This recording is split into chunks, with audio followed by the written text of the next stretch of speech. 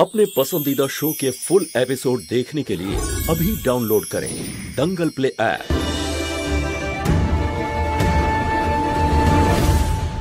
এই লড়াইয়ে শুধু তোমরা দুজন নও, আমিও আছি। যতটা ঘেন্না তুমি আরিয়ানকে করো না দাদা, আমিও ততটাই করি। আর এই মহুয়া, ওর স্মৃতিশক্তি ফিরে আসলো বলেই তো আমাদেরকে সত্যি কথাটা বলতে হলো ওর স্বামী আর বাচ্চার সামনে। না হলে তো এর মৃত্যু আগে থেকেই ঠিক ছিল।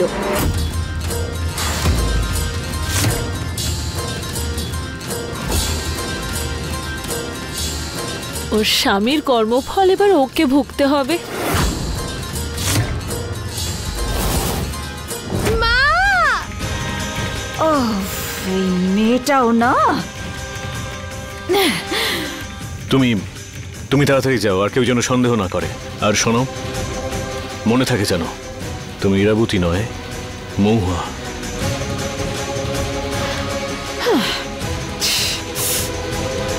মা!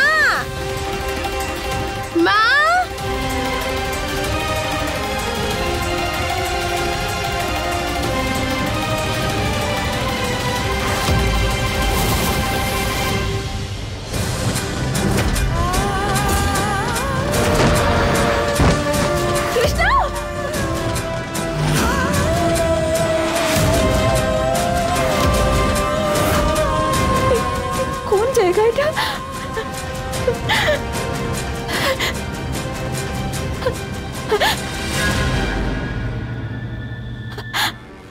আর আমি এখানে কি করিলাম?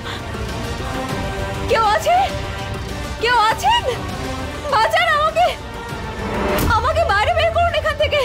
আমাকে কে আটকে রেখেছে এখানে? বের করো আমাকে এখান থেকে! কেউ আছে? আমার কথা শুনতে পাচ্ছ? কিভাবে ছটপট করছে না বেচারি।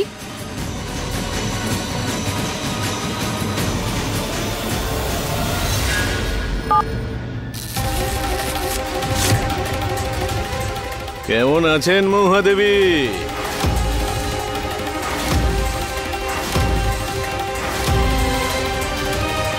রুদ্র? আরে বাহ, আমার গলার আওয়াজটাও চিনতে পারছো?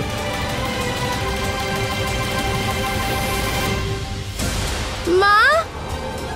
মা! মা! কোথায় চলে গেলে তুমি? কখন থেকে খুঁজছি তোমায়। মা! কৃষ্ণা, সোনা, কোথায় যাচ্ছ? হ্যাঁ মা! এবার এই পুচকিটাকে কথায় ভোলাতে হবে।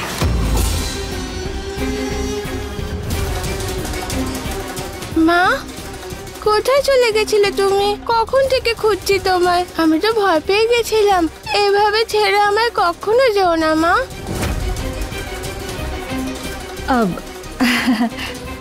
আমি তোমাকে ছেড়ে কোথাও যাব না সোনা, সব সময় তোমার কাছেই থাকবো, তোমার পাশে। তুমি সত্যিই আমাকে মনে করতে পারছো না মা? কিচ্ছু মনে নেই?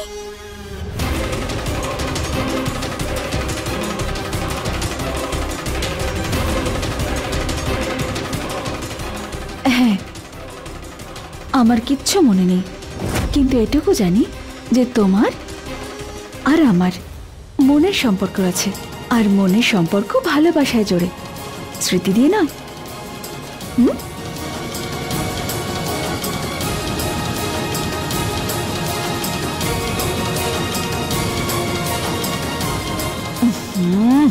এই পুচকি তো বড্ড বেশি গায়ে পড়া।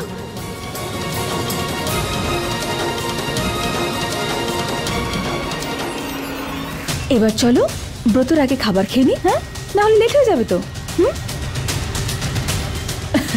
চলো, এসো এসো আমার সাথে।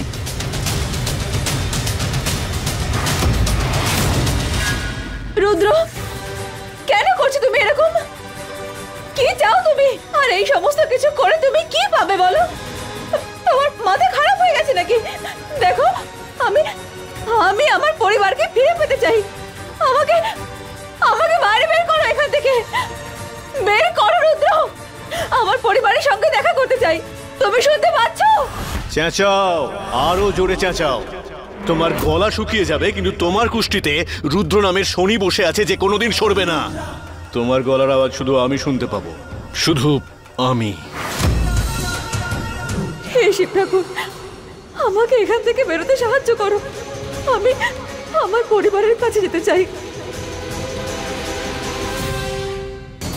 তুমি যদি আমার কথা মেনে চলো, লাভ তোমারই হবে মহুয়া।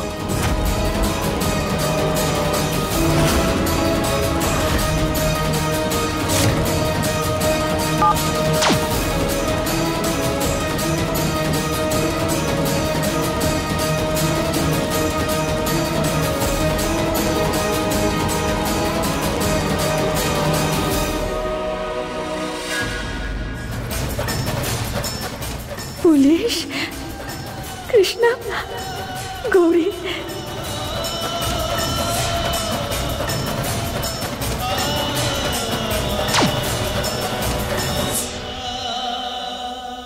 আচ্ছা জানো মহুয়া, আজ সেই ব্রত পালনের দিন।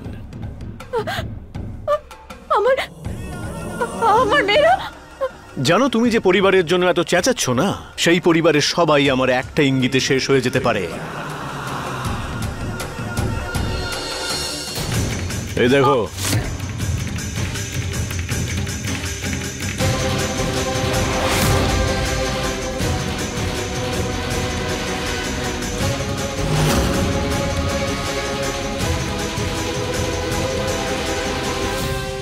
না, এরকম করো না, এরকম করো না। আমার বাচ্চাদের ছেড়ে দাও। আমার পরিবারের সঙ্গে এরকম করো না। আরে এই বাচ্চাদের এর মধ্যে টেনো না রুদ্র, ওদের সাথে এরকম করো না প্লিজ। ওদের ছেড়ে দাও। আমার বাচ্চাদের ছেড়ে দাও রুদ্র, প্লিজ।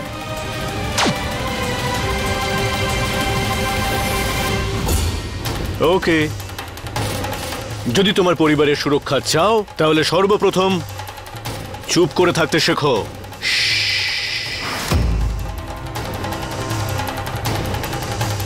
আবার আসবো আমি।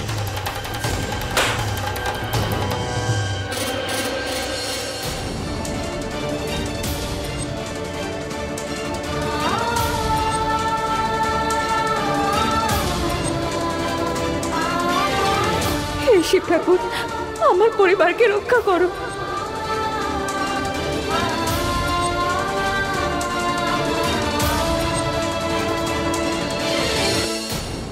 প্রথমে মাকে আমি খাওয়াবো।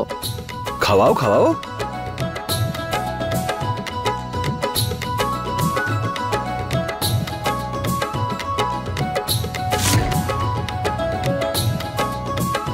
কি হলো সোনা, তুমি মাকে খাইয়ে দেবে না? খাইয়ে দাও। এটা তুমিই রান্না করেছো তো মা? হ্যাঁ। তুমি তো জানো গো যে আমার কিশমিশে অ্যালার্জি, তাও কেন এখানে দিলে গো? আমার তো পুরো মুখ লাল হয়ে যায়, শ্বাস নিতেও তো কষ্ট হয়, তারপরেও কেন দিলে গো মা? এই কেন তো শুধু একটাই উত্তর আছে সোনা, কারণ আমি খুব খারাপ মা। মহুয়া, এটা তুমি কি করব পুলিশ, আমার স্মৃতি হারিয়ে গেছে,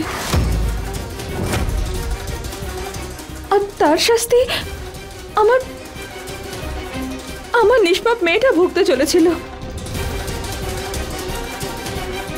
আমি একজন খারাপ মা নয় তো আর কি? কৃষ্ণা, তুই একটু চুপচাপ বসতে পারিস না নাকি? কেন বারবার মা বাবাকে বিরক্ত করছিস? ভুল করে যদি পড়েও বাঁচায় তাতে এমন কি হয়েছে? জয় বাবা লোকনাথ, আজ তো বেঁচে গেলাম, কিন্তু এরপর থেকে আমাকে এই কৃষ্ণাকে একটু সামলে চলতে হবে। ছোটখাটো ব্যাপারকেও বড় করে তোলে এই পুচকিটা। আচ্ছা, এখন আর কেউ ঝগড়া করবে না, ঠিক আছে? তুমি একটা কাজ করো, তুমি হালুয়া খাও আর তুমি পায়েসটা খেয়ে নাও, ঠিক আছে? আরে আমার ভাগ্যটা তো দেখছি চিরকাল খারাপই থাকবে। মহুয়ার তো যে কোনো মুহূর্তে মনে পড়ে যাবে যে কৃষ্ণা ওর নিজেরই মেয়ে। আমি এত চেষ্টা করলাম ওকে প্রাণে মেরে ফেলার, টাকাটা যদি একবার হাতিয়ে নিতে পারতাম তাহলে কেটে পড়তাম আমি এখান থেকে।